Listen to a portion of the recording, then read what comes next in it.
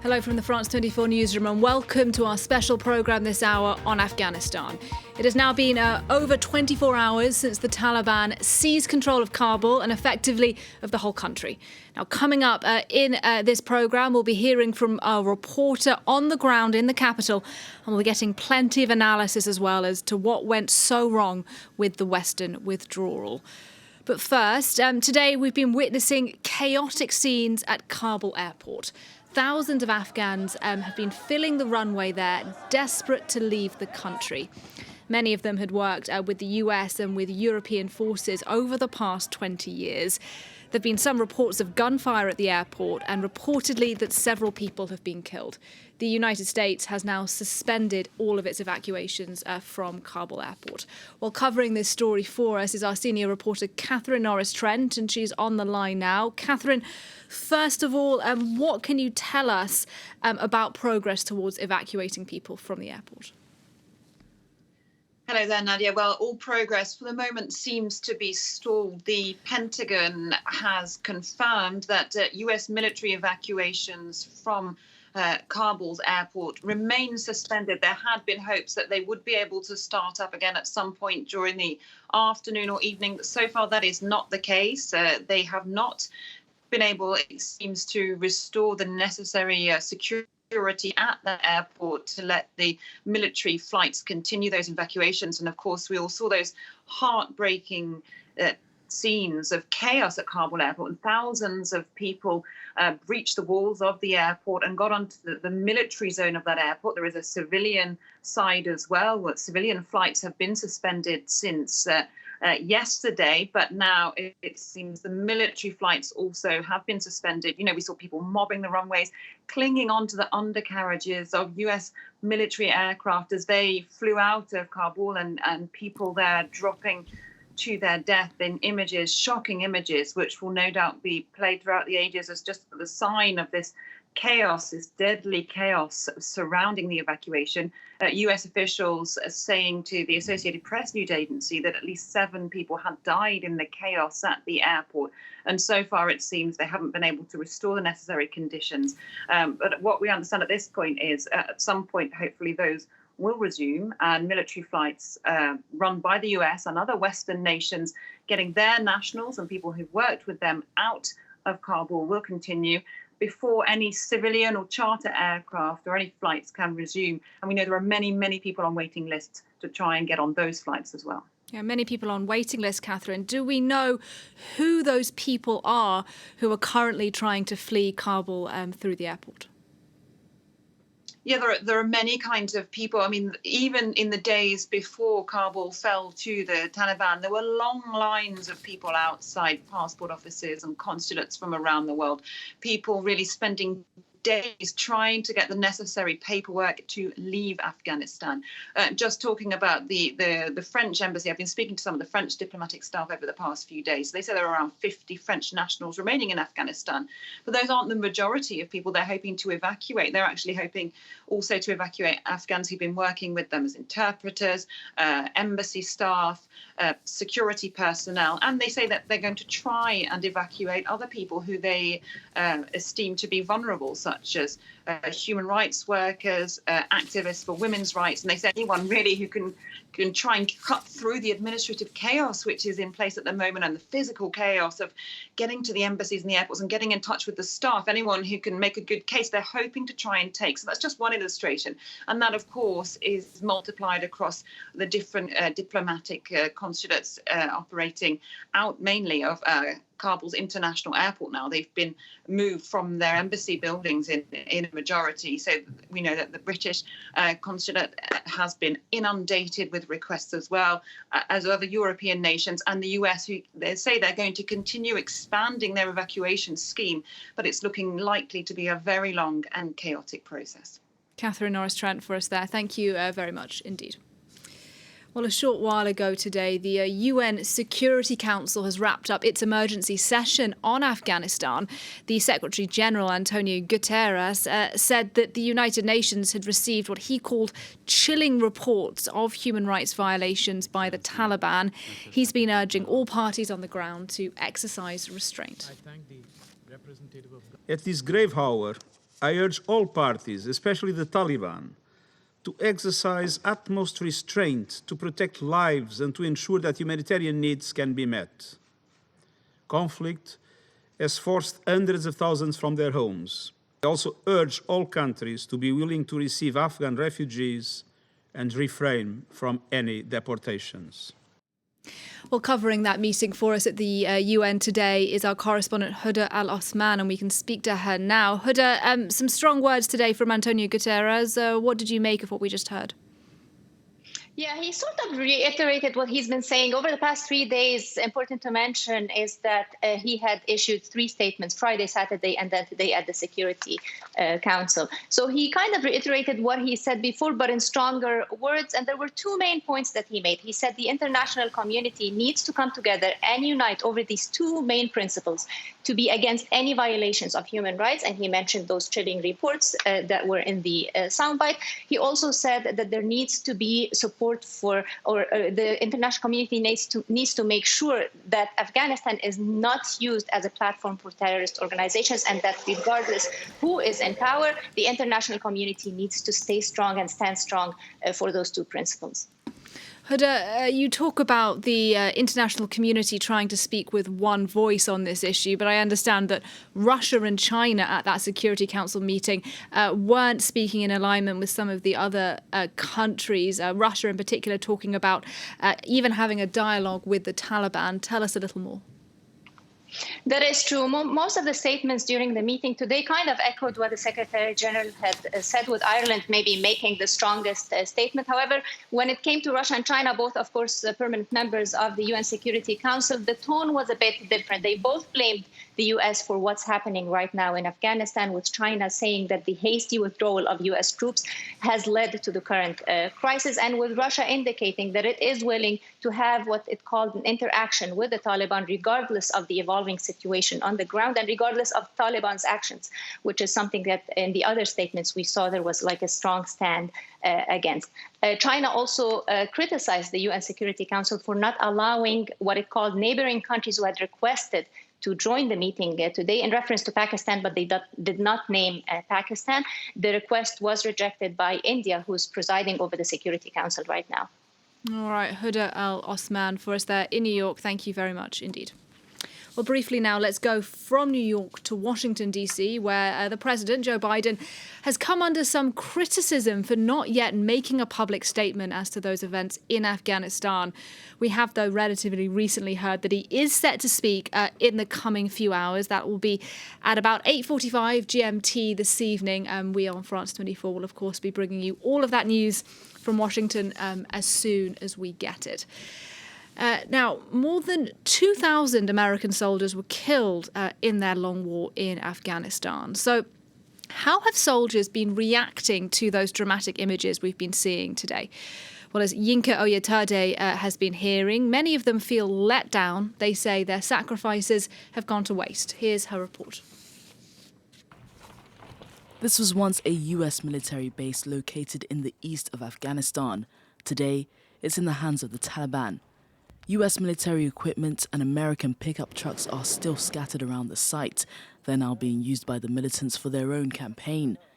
Images of the Taliban's gains are constantly being circulated on US television, a heartbreaking reality for Daniel Blakely, a veteran who served in Afghanistan for 2 years. It's been difficult to see the images and see really a terrorist organization that we were going against for the better part of 20 years take back over a country that we provided a lot of freedoms to. And to see that all go away really in the matter of a few weeks is really difficult to see right now. More than 2,400 American service personnel died in Afghanistan during the war. After 2 decades of fighting, Tom Amenta, another veteran, is fearful about the future. I don't like the way this is ending. I wish there was another way, and I also at the same time wish that we could have left Afghanistan in much better circumstances. We need to find a way to continue that peace and prosperity and the world not worried about a major terrorist attack. And the Taliban has shown historically they're absolutely going to build that network again. And that's what scares me. In spite of the chaos, US President Joe Biden continues to stand by his decision to leave Afghanistan.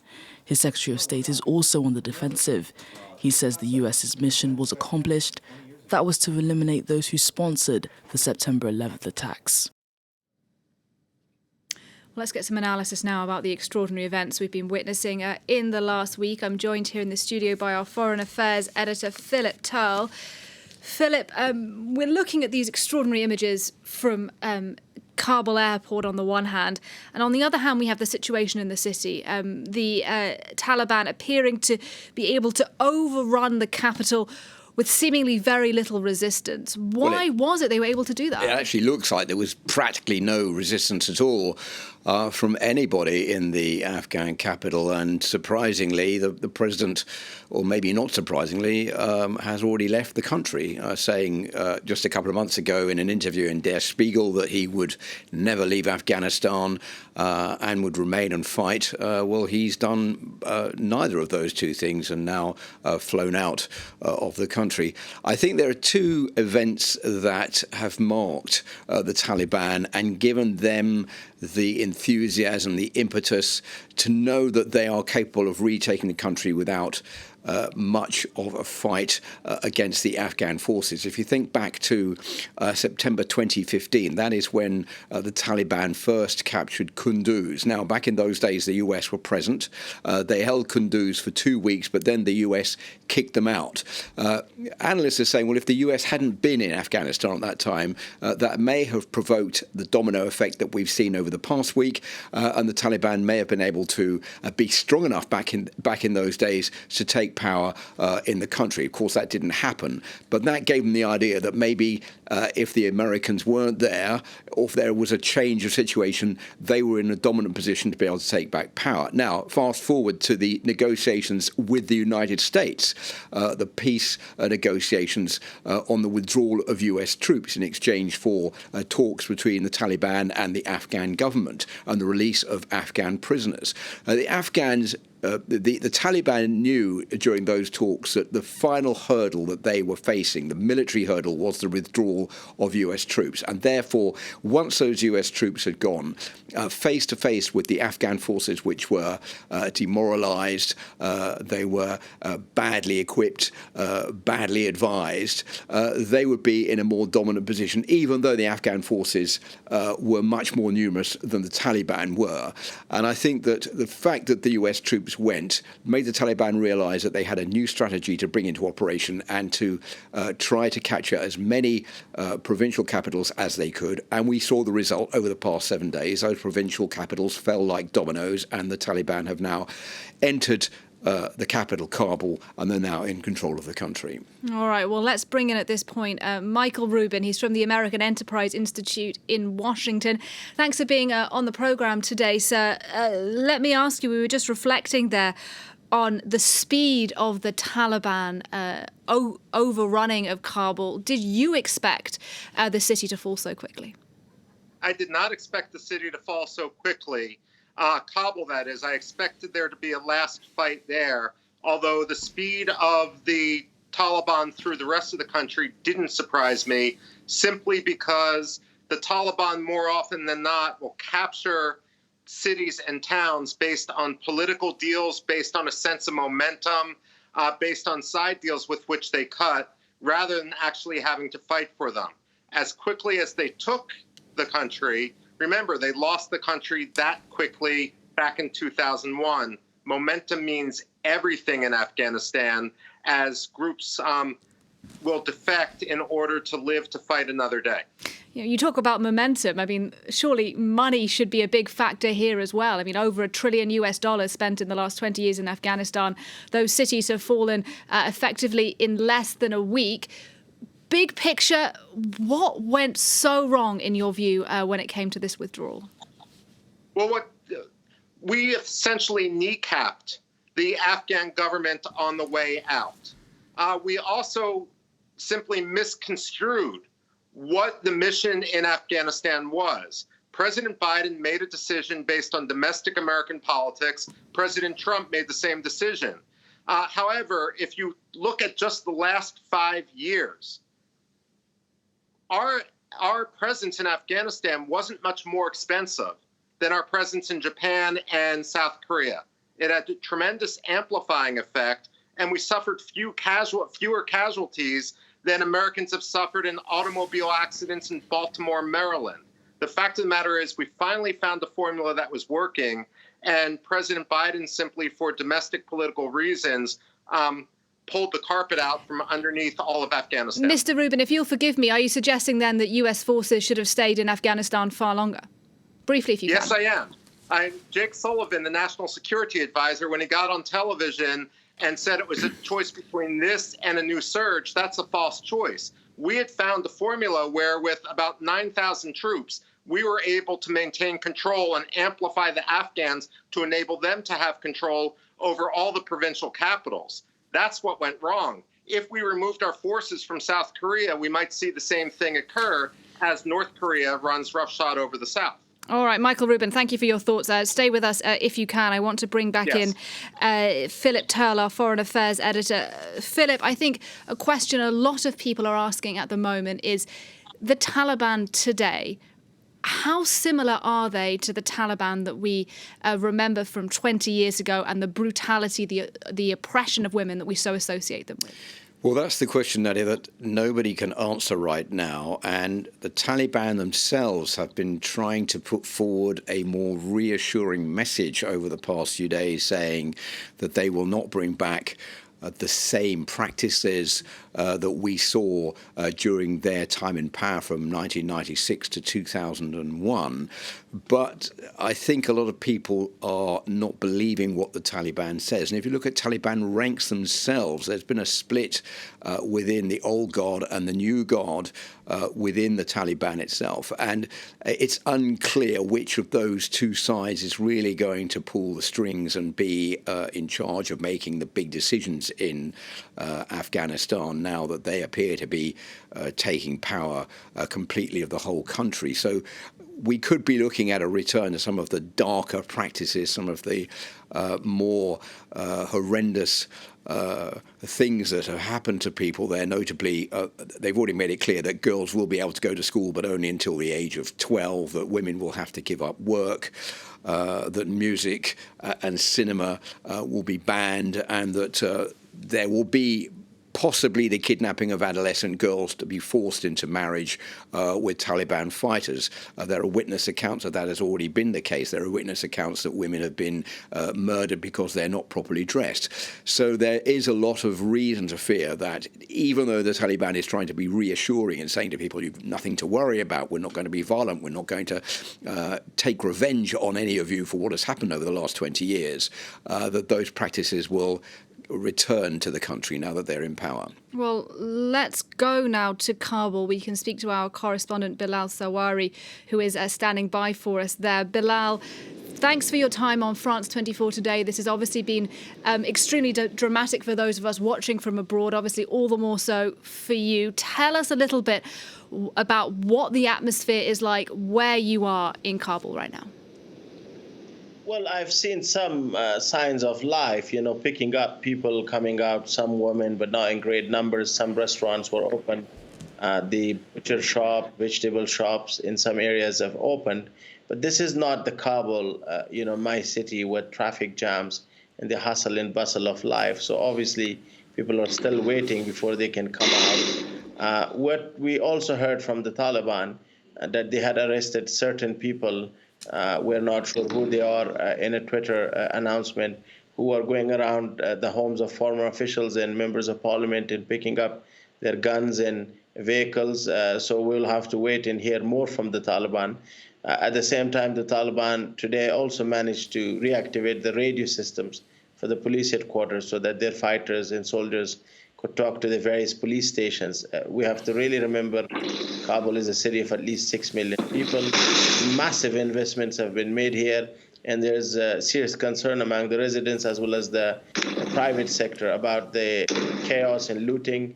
At the same time, we are still waiting to hear more from the Taliban exactly what sort of a government we might be looking at. The formation of a new government, who could be leading it. Those are the details that we're waiting for. Bilal, we're hearing some noise behind you where you are. We hope everything's all right where you are in that part of the capital. It's worth saying that the Taliban, at least publicly, are saying they want a peaceful transition of power. In terms of that new Taliban government, do we understand what it's going to look like? What's happening in terms of the formation of a Taliban government? Just to reassure you that there must be some technical issues. I cannot hear anything where I am, so I'm all fine. But we'll have to wait and hear more from the Taliban on that, on the formation of a new government. At the moment, there's very, very little information available to us. All right, Bilal Sawari for us there in Kabul. Thanks very much indeed for your reporting. Michael Rubin from the American Enterprise Institute, I hope you're still with us from Washington. There you are, sir. Thanks for staying with us.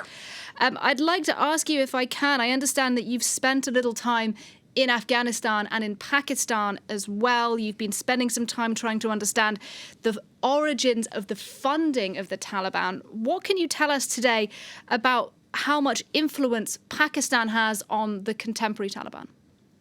Well, certainly Pakistan is to the Taliban what Iran is to Lebanese Hezbollah. Simply put, the Taliban's idea of having an Islamic emirate with a religious leadership that would be unelected but appointed isn't popular among most Afghans, including among most Pashtun in eastern Afghanistan, which is one of the reasons why the Taliban will never want to go to elections, because they would know they've been rejected. The Pakistan, however, and specifically their intelligence service, the ISI, sort of embraced the Islamic extremist model after 1971, when they lost East Pakistan, what became Bangladesh, because in the Pakistani strategic thinking, if you have countries or groups that have an ethnic identity, they could actually chip away at the sovereignty of Pakistan. Remember, there's Pashtun in Afghanistan, Pashtun in Pakistan, and the Pakistani idea was if everyone just has a more radical Islamist identity, that will be safe for Pakistan. The problem is, whenever you've had jihadism, extremism for export only, you've ultimately had blowback. That's what we saw in Syria. That's what we saw in Saudi Arabia, in Libya, and elsewhere. All right, Michael Rubin, thank you very much indeed for your analysis today. And as we were hearing a bit earlier from Philip Turl here in the studio, many people, particularly in Kabul, are fearful of what life may now look like under Taliban rule, particularly for those people whose jobs are considered incompatible with Islamic law. Yinka Oyetade has this report.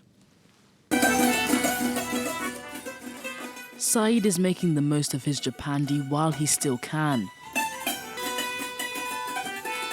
A return to Taliban rule could mean that he is forced to stop playing the traditional instrument. 20 years ago, he was attacked by the militants while him and his friends played music and sang songs.